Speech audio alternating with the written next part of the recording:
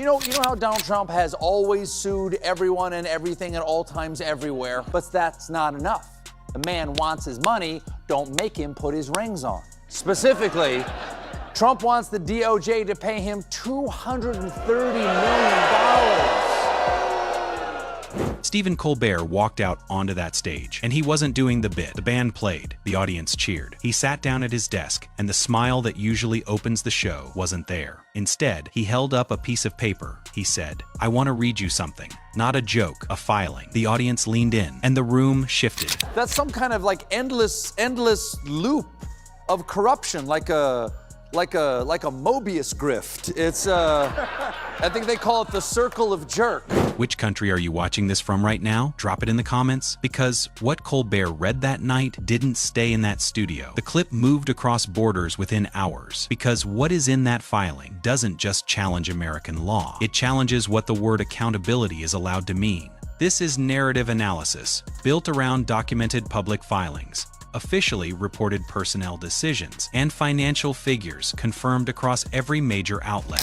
Since he won the election, technically as president, he could now in effect order the government to pay him. I mean, if you're gonna do that, why stop at $230 million? Why not just let him go to Fort Knox, lose the pants, and go Scrooge McDuck into a pile of gold? Every number Colbert read that night is real. He started with the background. He told the audience that during the Biden administration, the Department of Justice investigated Trump's ties to Russia and executed a search warrant at Mar-a-Lago, seizing hundreds of classified documents. He paused after documents, the way Colbert pauses when he wants the audience to sit with something before he moves. He let it land. You know how Donald Trump has always sued everyone and everything at all times everywhere?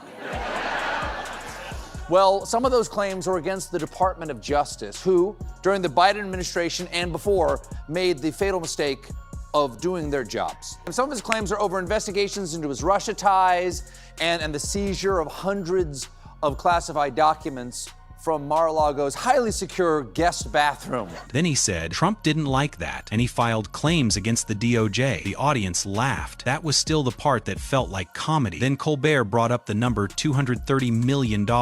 He said it slowly, the way you read a price tag you cannot believe is real. $230 million from the Department of Justice. He looked up from the paper and asked the audience, "Who do you think pays that?" He waited one beat. Then he said, "You do, the taxpayer. Every single one of you watching. You are the check." Keep in mind, he may say he's suing himself, but he's not cutting the check. The $230 million would ultimately come from taxpayers. The laughter in the room thinned. But Colbert wasn't done with the structure yet, because the number, he told the audience, was almost not the most interesting part.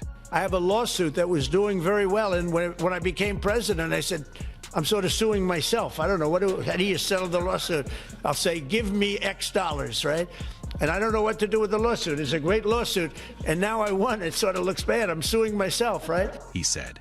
Here is how this actually gets decided. These are not court claims. They do not go before a judge. They are administrative claims settled internally inside the Department of Justice by senior officials. He paused. Officials, he said, appointed by Donald Trump, some of whom personally defended him in the exact cases he is now demanding payment for. He looked at the audience, he said. The people deciding whether Trump wins are people Trump chose to decide whether Trump wins. The room went quiet in a way that was different from laughter dying. It was the quiet of people doing the math and not liking the answer. Colbert held up the next page. He said, "Now, here is where it gets interesting." He said, "You would think there'd be a safeguard, some kind of designated official whose entire job is to catch exactly this kind of arrangement." And there was. He paused. One beat longer than usual had. He said the word again, had, because in July, Attorney General Pam Bondi fired her. The DOJ's top ethics advisor, the person whose function was to flag this exact conflict, was removed before this exact filing arrived. The audience reacted, not with laughter, with the sound of recognition, the low collective exhale of a room that had just watched several separate facts become one single picture. If you are watching this and you want to see more moments where someone reads the document out loud and the document turns out to be worse than anyone reported, subscribe and hit that like button. Because what Colbert pulled out next is the sentence that made the clip travel. He said, "I want to read you something Trump said about this." In his own words on camera, he looked down at the paper and he read,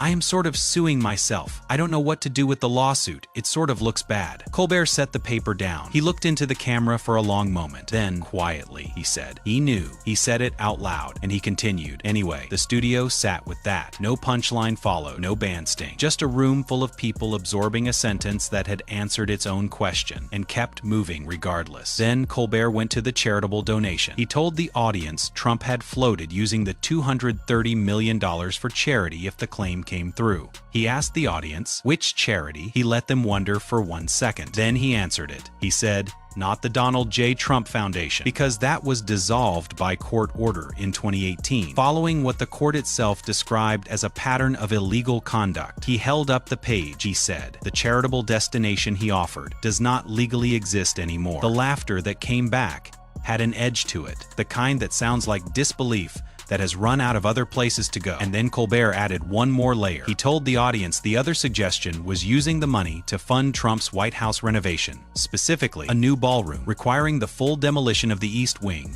He showed the photograph. The East Wing already partially torn down.